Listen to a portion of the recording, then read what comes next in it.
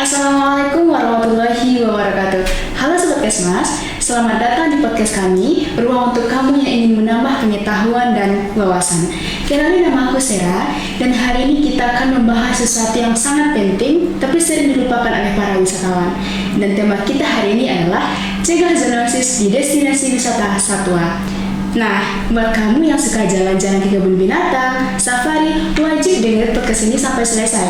Dan tentunya aku gak sendirian nih, aku ditemani co-host aku yang selalu semangat setiap harinya. Halo Nurul, gimana nih kabarnya hari ini? Halo semuanya, perkenalkan nama aku Nurul Akmalia. Kabar baik dan semoga kalian semua dalam keadaan sehat ya. Nah, tema hari ini tuh penting banget karena tanpa kita sadari tempat-tempat wisata satwa itu juga punya risiko tertentu. Nah, tapi tenang aja, kita akan bahas secara tuntas dan ringan hari ini ya, betul Sarah? Iya, betul sekali. Dan hari ini kita juga kedatangan dua narasumber hebat. Yang pertama, narasumber kita adalah ahli kesehatan hewan yang sudah lama bekerja di dunia pengawasan kesehatan hewan. Halo Zumida Fitri, selamat datang di podcast kami.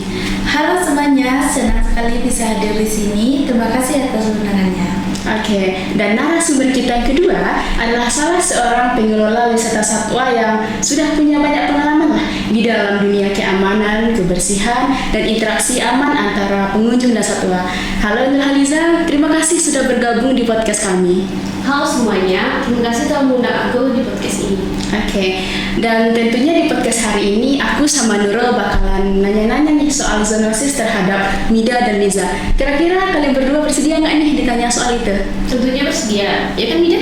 Iya, tentunya dong. Oke. Kita ke Mida dulu nih.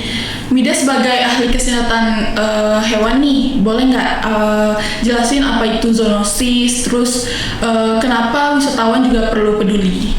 Oke, jadi zoonosis ini adalah penyakit yang bisa menular dari hewan ke manusia. Contoh-contohnya tuh apa aja nih Mida? Contohnya ada seperti rabies, flu burung, sampai salmonellosis. Jadi wisatawan harus peduli karena wisata satwa sering melibatkan interaksi dekat dengan hewan, sehingga peluang penularan meningkat kalau tidak kita jaga. Oh, jadi ini bukan soal kesehatan hewan aja ya, tapi juga kesehatan pengunjungnya juga perlu. Iya, betul sekali. Nah, kalau dari sisi pengelolaan wisata satwanya nih Liza, kira-kira apa saja potensi yang sering terjadi di destinasi wisata satwa?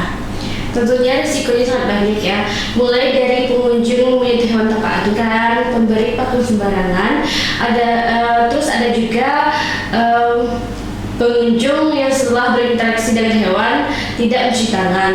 Selain itu, kebersihan kandang dan kondisi kesehatan hewan juga sangat berpengaruh. Makanya edukasi dan aturan yang jelas itu sangat penting. Oh, jadi perilaku pengunjung itu juga berpengaruh besar ya Lisa? Iya betul, sangat berpengaruh. Nah, kalau dari Mida nih, apa aja langkah pencegahan yang paling penting nih Mida? Ada beberapa yang paling simpel seperti cuci tangan sebelum dan sesudah kontak dengan hewan, jangan menyentuh mata, ikuti aturan pemakai pakan, gunakan masker di area tertentu, jangan memaksa berfoto terlalu dekat, dan setelah itu bersihkan alas kaki setelah kunjungan. Oh, jadi pencegahan itu mudah ya, tinggal disiplinnya aja yang sulit gitu. Iya, betul. Nah, kalau dari Liza nih, apakah pernah terjadi sesuatu atau kejadian yang terjadi di selama pengelolaan wisata satwa?